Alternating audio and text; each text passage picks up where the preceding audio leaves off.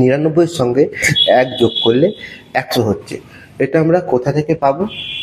আর একবার আমি 99 সংখ্যাটাকে কার্ডের সাহায্যে আঁকছি। দেখো, এই 99 লেখা হলো। এবার এই 99-এর মধ্যে যেহেতু দশকের ঘরে 9 আছে, সুতরাং 9খানা দশকের কার্ড আঁকবো প্রথমে।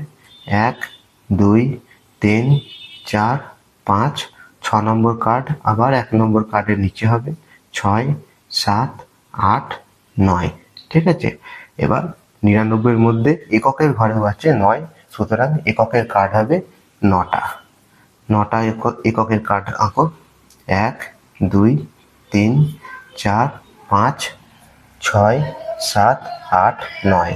তার মানে এই কার্ডগুলোর সঙ্গে যদি আমি আরো একখানা এককের কার্ড যোগ করি, তাহলে তো আমরা হবে 99-এর সঙ্গে 1 যোগ করলে যেটা হয় সেটাই হবে।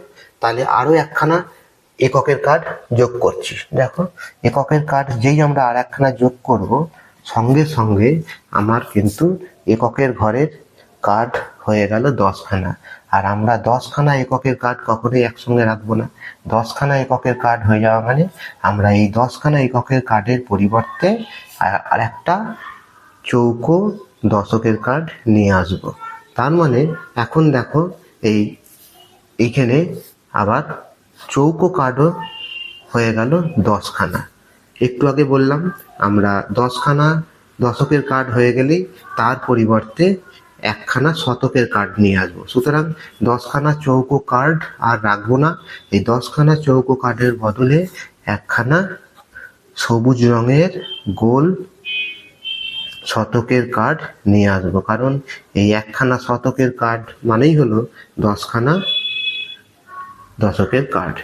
অর্থাৎ দেখো, এই যে 100 সংখ্যার মধ্যে কি আছে? এই 100 সংখ্যার মধ্যে যে 3 অঙ্কের সংখ্যা, এই শূন্যটা হচ্ছে একক স্থানীয় অঙ্ক, এই শূন্যটা হচ্ছে দশক স্থানীয় অঙ্ক, আর এই একটা হচ্ছে শতক স্থানীয় অঙ্ক।